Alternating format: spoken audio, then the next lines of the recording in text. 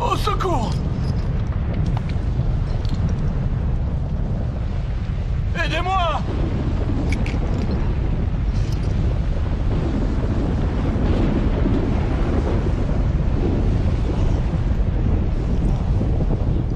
Au secours!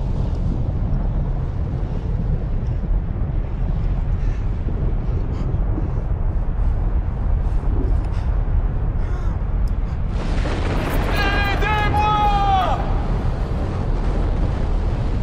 Aidez-moi!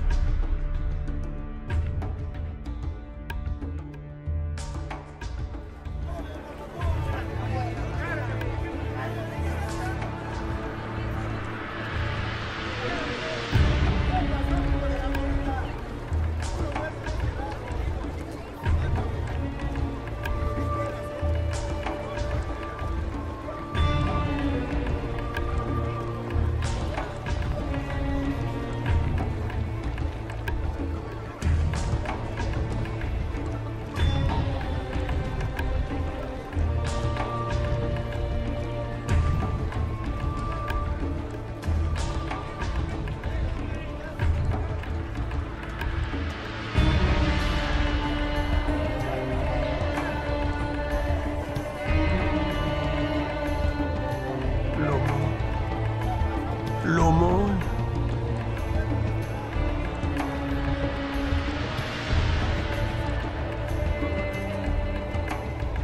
L'aumône. L'aumône. Comment oses-tu me toucher? Tu veux que je sois aussi sale que toi?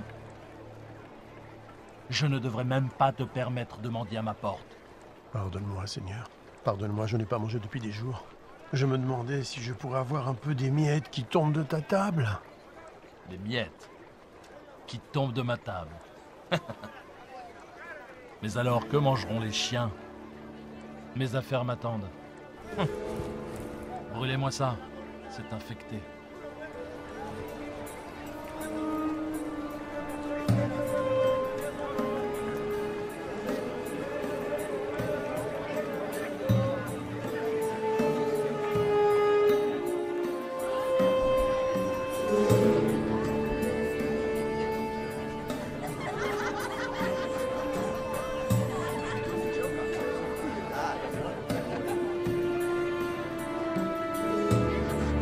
Le voilà, enfin!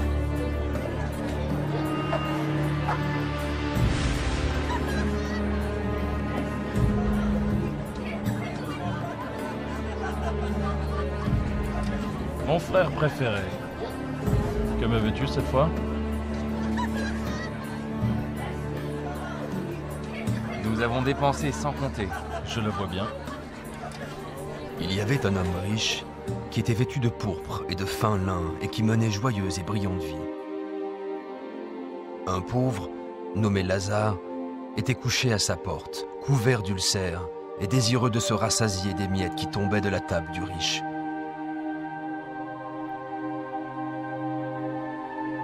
Et même les chiens venaient lécher ses ulcères. Oh. Oh. Oh. Oh. Dieu, aide-moi. Pourquoi? Pourquoi?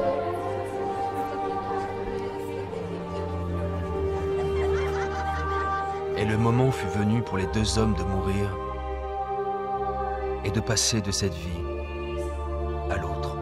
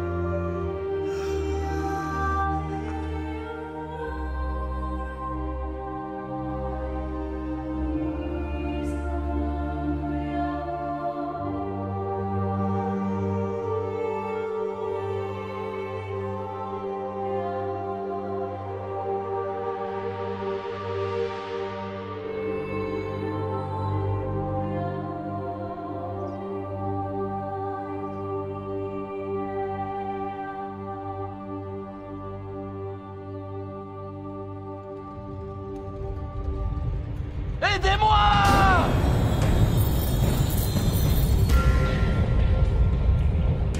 Au secours!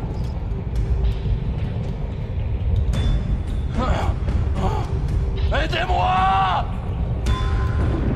Ah!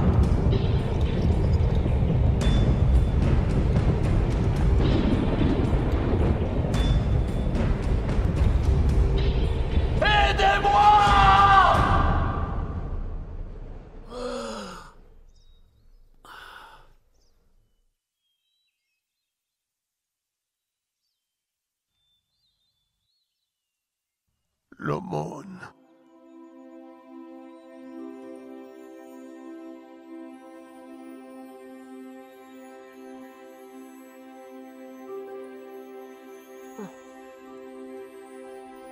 Bienvenue. Père Abraham. Oui. Oui, je suis Abraham. Ah, Bienvenue au paradis. paradis.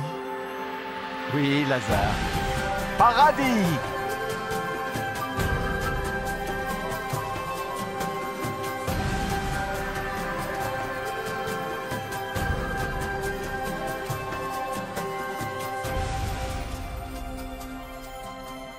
Nous avons préparé un banquet en ton honneur.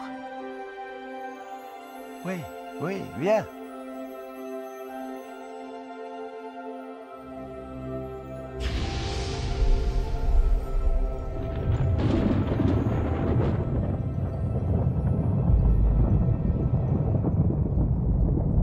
Père Abraham! Père Abraham! Aie pitié de moi!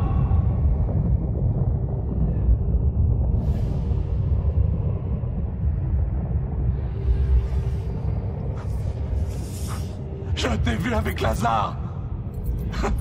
Envoie-le-moi! Pour qu'il trempe le bout de son doigt dans l'eau et me rafraîchisse la langue! Car je souffre cruellement dans ces flammes!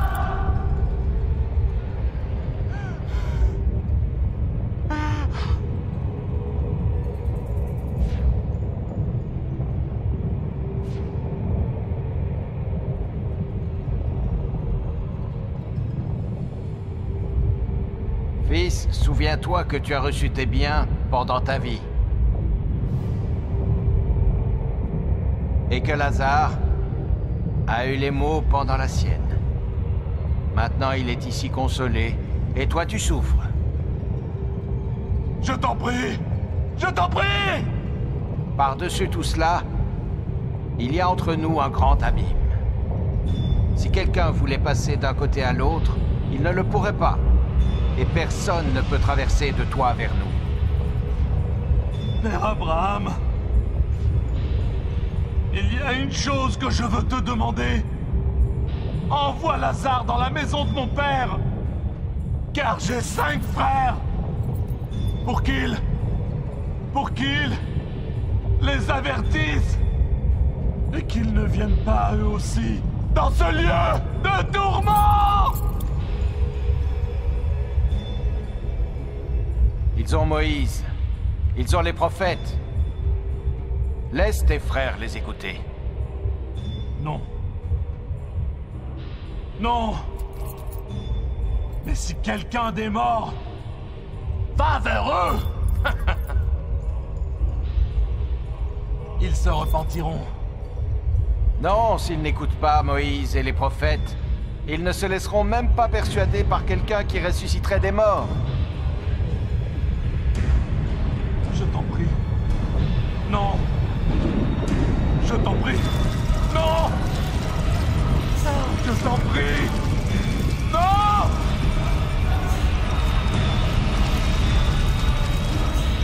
Non. Non.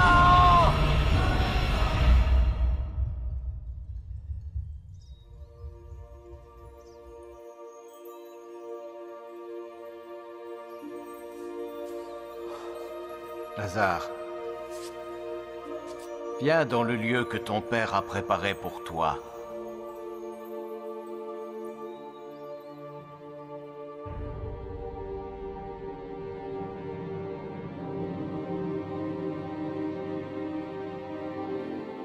Maintenant, nous pouvons diviser ses biens. Nous serons tous riches. C'est ce qu'il aurait voulu. Où crois-tu qu'il soit maintenant? Il était riche dans cette vie. Je suis sûr qu'il l'est aussi dans l'autre.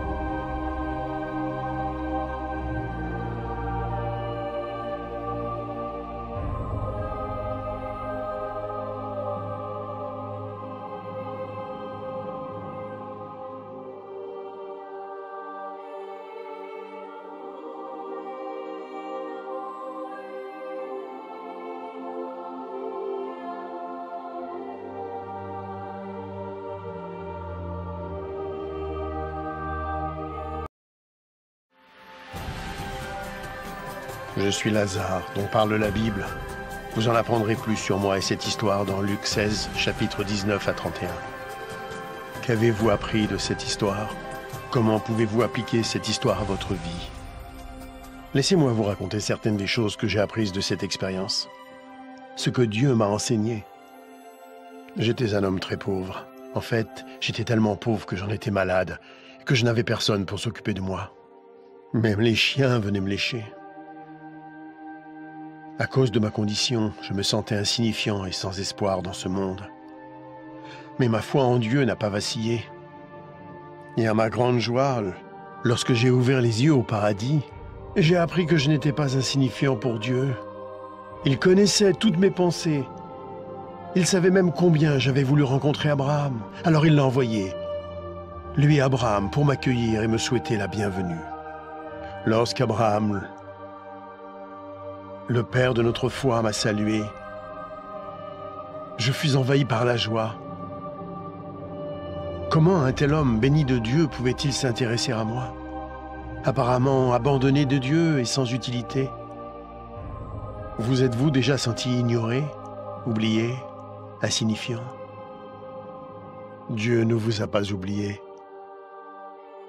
Où que vous soyez, qui que vous soyez, quels que soient vos problèmes, j'ai appris que personne n'était oublié de Dieu. Mon histoire prouve que rien ne peut nous séparer de l'amour de Dieu. Le riche était dominé par sa richesse, son influence et le luxe. Il traitait mieux ses animaux de compagnie que moi. Il aimait les biens de ce monde et en a profité pendant toute sa vie. Il y avait des jours où je me demandais si Dieu savait qu'il n'était même pas prêt à m'accorder les miettes qui tombaient de sa table. Je sais maintenant que Dieu regardait. Le riche n'avait jamais perdu sa fierté et son arrogance, même en enfer. Avez-vous remarqué qu'il a demandé que je le serve parce qu'il avait l'habitude d'être servi? L'enfer est plein de gens qui veulent être servis. Mais parce qu'il avait été servi sur terre, Abraham lui a dit qu'il avait déjà bénéficié des plaisirs et qu'ils étaient terminés. J'ai appris comme il est important pour Dieu que nous servions les autres sur terre. Plus spécialement, ceux qui sont faibles et qui souffrent. Mon histoire illustre la façon dont Dieu veut que nous utilisions notre argent, nos biens et notre influence. Il est clair qu'une courte période nous est accordée sur terre pour tester la façon dont nous utilisons ce que Dieu nous accorde, pour nous-mêmes ou pour les autres. Ce n'est pas faux d'avoir des biens ou d'être pauvre. Ce qui est faux, c'est de refuser de servir les autres. Jésus-Christ a dit que même lui était venu servir, non pour être servi. Si vous utilisez l'argent et tout ce que Dieu vous a donné pour servir les autres, il sera satisfait, quoi que vous possédiez. Vous pouvez vous interroger sur l'enfer et le paradis, et sur ce qui arrivera après votre mort. Christ viendra au dernier jour pour juger le monde.